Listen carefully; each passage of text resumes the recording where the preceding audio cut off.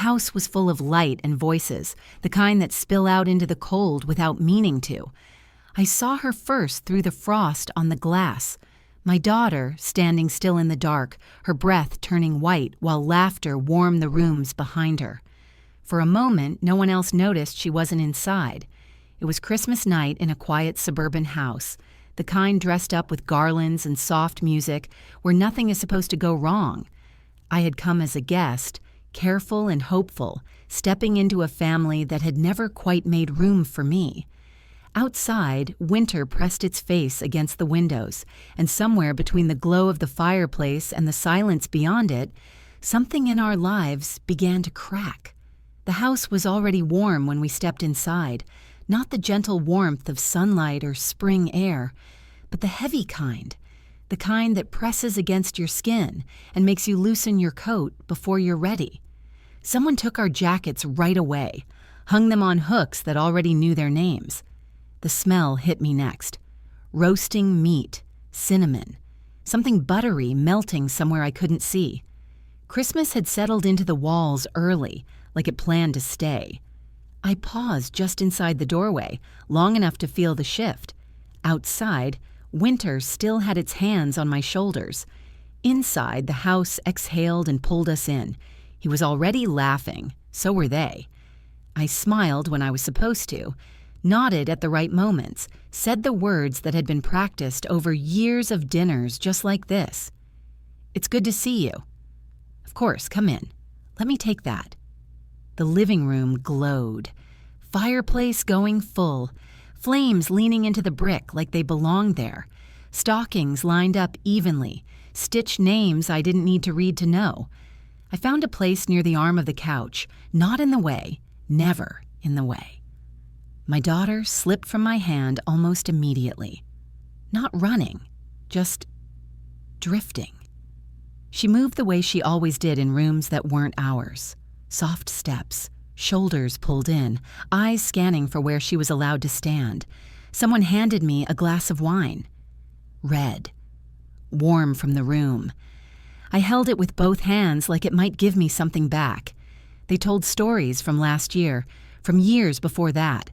The same jokes, same timing, same laughter landing in the same places. I laughed when everyone else did, a second late. Always a second late. My daughter hovered near the hallway at first, then the tree, then the window. She touched things lightly like she was afraid they might break, or that she might be noticed. I caught her eye once. She smiled. That small practice smile meant to say, "I'm okay. I know how to be here." I nodded back. I told myself the same thing. The fire crackled louder when someone added another log. Sparks jumped. The room brightened, just a little too much. The windows began to fog, one by one, corners first, then the center. Outside blurred into pale shapes and moving white. Snow still, falling, quietly, faithfully.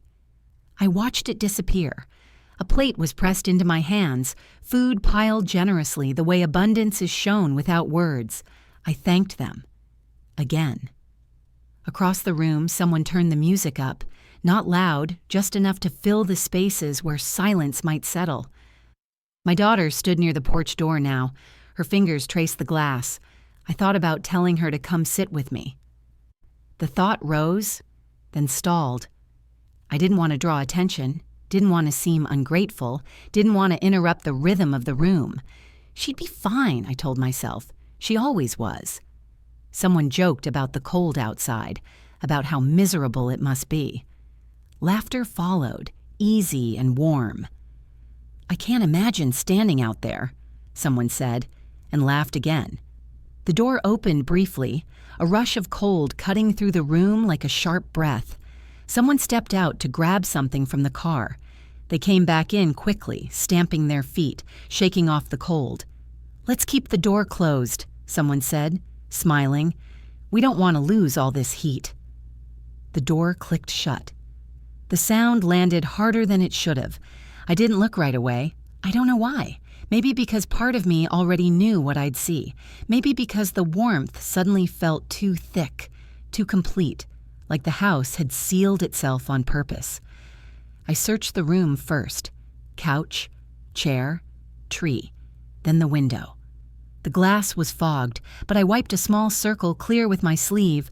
Just enough. She was there, outside, standing still on the porch, shoulders tight, breath blooming white in the air. Her hands were tucked into her sleeves, like she was trying to make herself smaller. She wasn't knocking. She wasn't crying. She was waiting. For what? I don't know. Permission, maybe. Or someone to notice she was missing. Inside, the fire popped.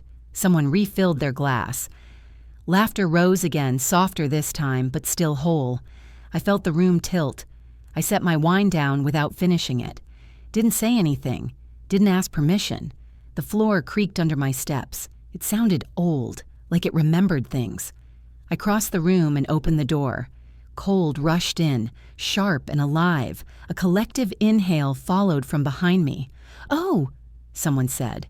We were trying to keep the heat in. I didn't answer. My daughter looked up when the door opened. Her face was calm, too calm. I wrapped my arms around her. She felt colder than she should have. Her shiver didn't stop right away. "It's okay," I whispered, not sure who I was saying it to. Behind us, the fire kept burning. The house stayed warm. No one apologized. No one explained. The door stayed open just long enough for the cold to make its point. Then I closed it again. But something had already slipped in with us. Something the fire couldn't touch. And as I held her there, feeling the heat on my back and the cold still clinging to her coat, I wondered when. The warmth inside had stopped meaning safety and started meaning something else entirely. The cold stayed with her longer than it should have, even after the door closed, even after the fire snapped and leaned forward again, reclaiming the room. I kept my arms around her, not tight, just enough to remind her she was real, that she was here. Her hands were stiff. I rubbed them slowly, the way my mother used to do when I was small, thumbs pressing warmth back into skin, patience doing most of the work. "It's fine," she said. She always said that. Her voice didn't shake. That was what scared me. Around us, the room tried to recover its rhythm. Someone cleared their throat. Someone else laughed too loudly, like a dropped plate disguised as a joke. "Well," a voice said, cheerful and quick, "kids don't feel the cold like we do." I didn't look up. I led my daughter to the chair nearest the fire and sat her down. Pulled a blanket from the back of the couch, the red one, folded neatly for decoration, not use. It smelled faintly like pine and dust. I wrapped it around her shoulders. She tucked her chin down and let it happen. Didn't protest, didn't ask why. I crouched in front of her and waited for her breathing to slow, waited for the color to return to her fingers. She stared into the flames like they might tell her something important. Behind us, the evening continued. Plates clinked, wine poured. The music shifted to something softer, like an apology that didn't want to be named. I could feel the looks without seeing them. Quick glances, the kind that land and disappear before they can be held. No one came over. No one asked if she was okay. I stayed where I was, one knee on the rug, the heat uneven on my face, fire on one side, cold memory on the other. She leaned forward slightly, drawn to the warmth. The blanket slipped, and I pulled it back up. "Mom," she said quietly. "Just that." "Yes," I answered, just as quiet. She didn't say anything else. I realized then that she hadn't cried. Not outside, not now. That scared me more than tears would have.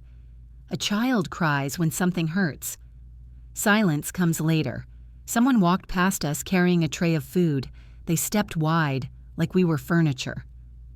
"I thought she went with you," a voice said somewhere behind me. Casual, light. I turned.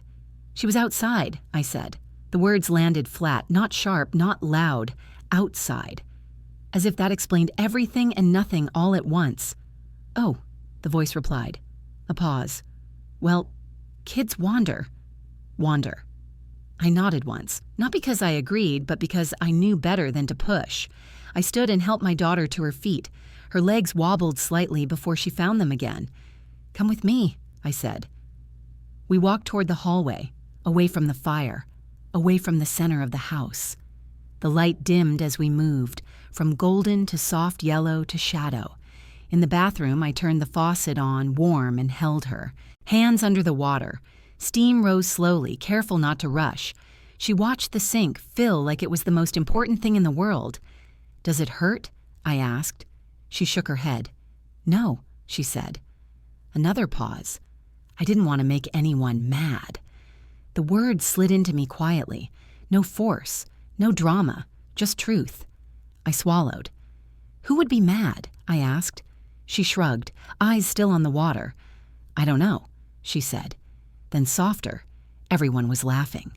I turned the water off. The room felt very small then, tile cold beneath my shoes, mirror fogging from our breath. I wrapped her hands in a towel and pressed them gently. Counted in my head. 1, 2, 3. Outside the bathroom, the house hummed on. Voices, music, movement, a life continuing without interruption. I looked at my daughter, her hair slightly damp with melted snow, the blanket still around her shoulders like a borrowed thing, and I felt something shift. Not anger, not yet. Recognition. We had always been just outside the circle, close enough to feel the heat, never close enough to belong to it. I had told myself it was temporary, that it would get better with time. But standing there, towel in my hands, listening to laughter echo down the hall, I understood something I had avoided for years. The warmth wasn't meant for us. Not really. We were guests, seasonal, optional. I knelt again and met her eyes. "You didn't do anything wrong," I said. She nodded, but her eyes didn't change. She'd already learned something else. When we returned to the living room, the fire seemed louder, almost defensive. Someone smiled at us. A quick smile, polite. "There you are," they said. I smiled back, a practice thing. We took our place at the edge of the room again, the blanket still wrapped around her. My hand never leaves her shoulder. Outside, snow kept falling, soft, steady, pressed up against the glass, waiting. And I wondered how many times before this night I had mistaken warmth for welcome, and how much longer I would pretend not to see the difference. The house sounded different after that. Not louder, just closer. Every laugh seemed to brush past my ear instead of floating freely. Every footstep felt deliberate, like the floorboards were choosing who they answered to. I kept my hand on her shoulder, not gripping, just resting there, a reminder we were connected. She leaned into me without thinking. Her head found my arm the way it always had when she was tired or unsure. That small weight told me more than words ever could. Someone announced dinner soon. Voices rose in agreement. Chairs shifted, anticipation humming. I felt it then, the expectation, that we would fall back into place, that the moment outside would be smoothed over, folded neatly, forgotten. I watched his mother adjust the table settings, her movements precise, silverware aligned, napkins folded. She didn't look at us, not once. The fire cracked sharply, a log splitting. Open. Sparks flared, then settled. My daughter flinched. I brushed her hair back gently. She didn't meet my eyes. "You hungry?"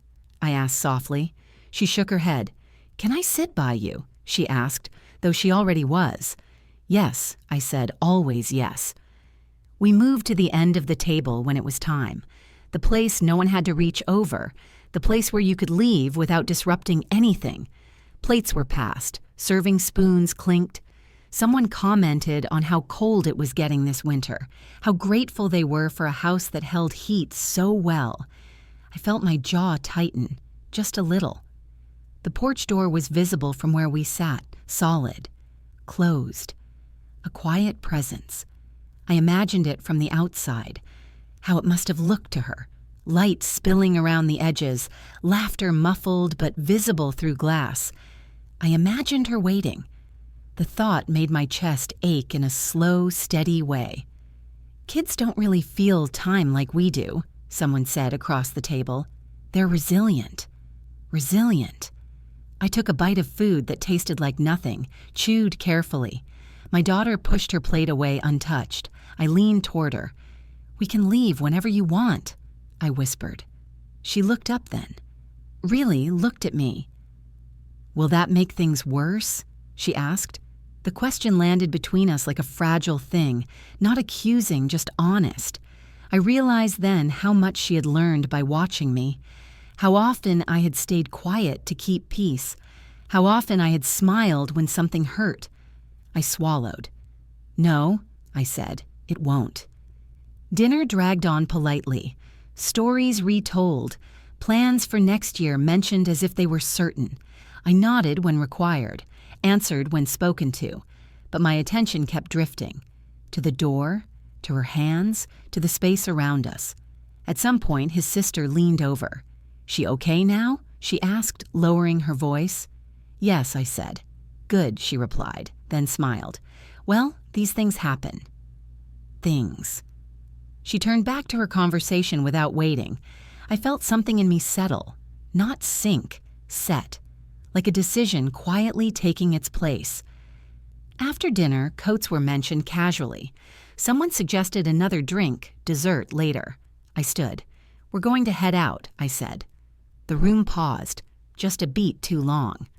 "Oh," someone said. "Already?" I nodded. "She's tired," I said. And that was true. There were murmurs of understanding, a few polite goodbyes. No one argued. I helped her into her coat slowly, button by button, making sure her scarf covered her neck. When I opened the door, the cold rushed in again, familiar now. Honest.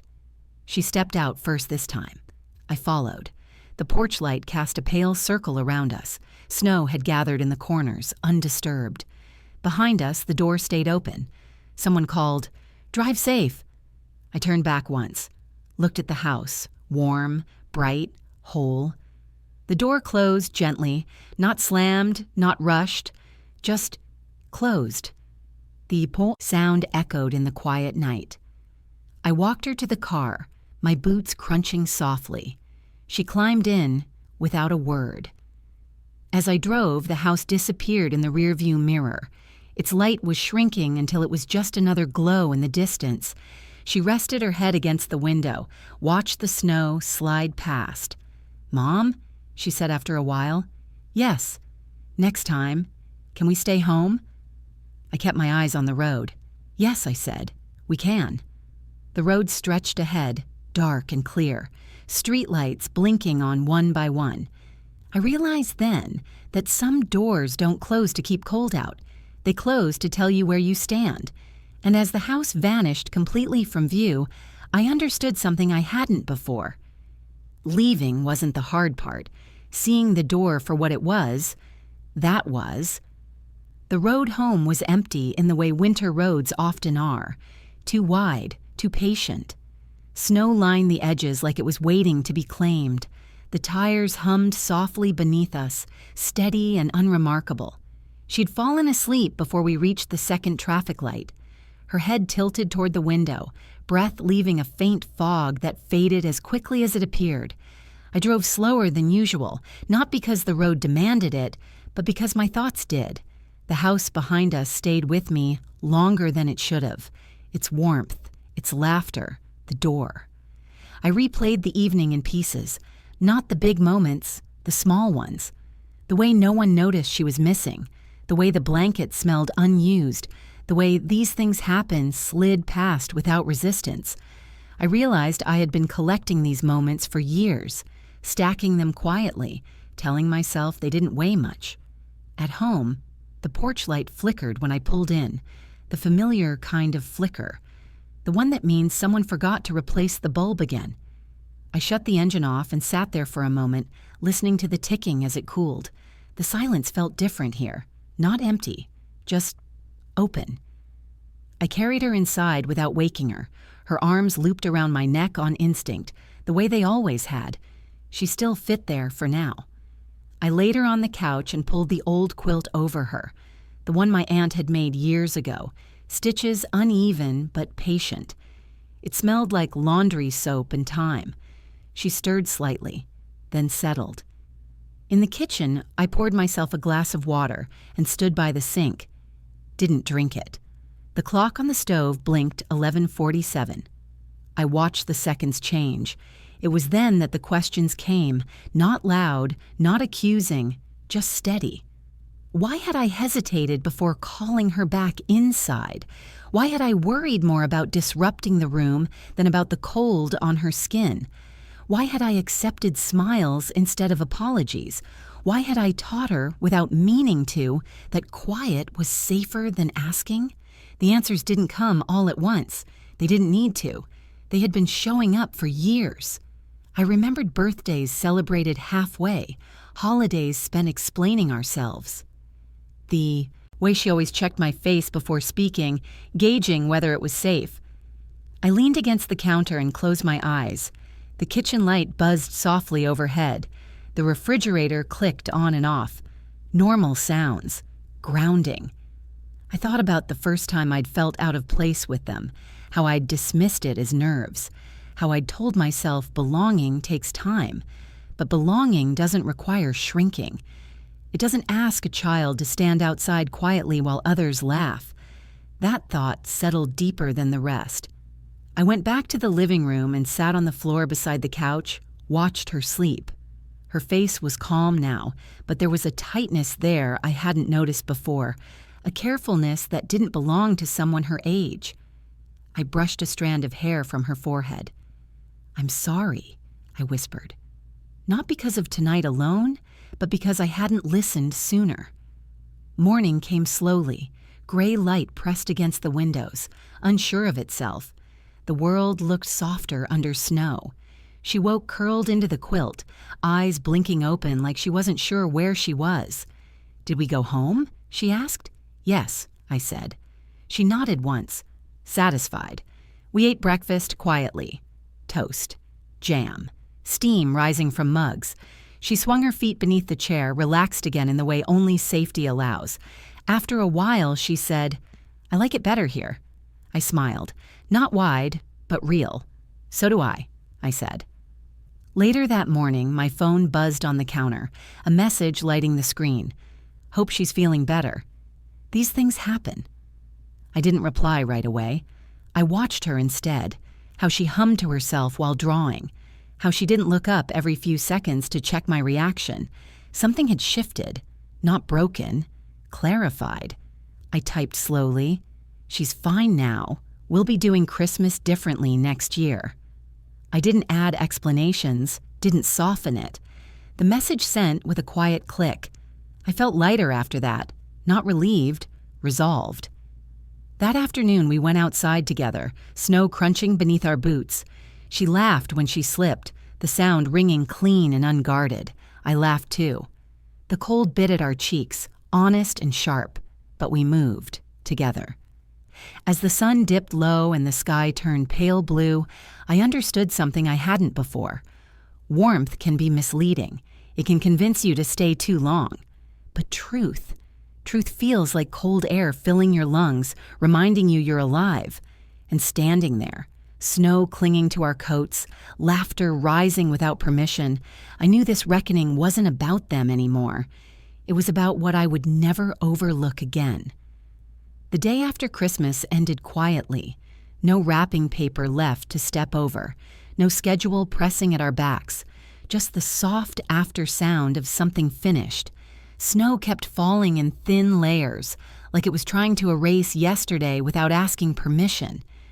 I watched it from the window while she slept late, her breath steady, the quilt rising and falling in a rhythm I trusted.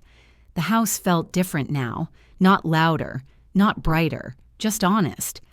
I made coffee and let it cool on the counter, forgetting about it while my thoughts wandered where they wanted.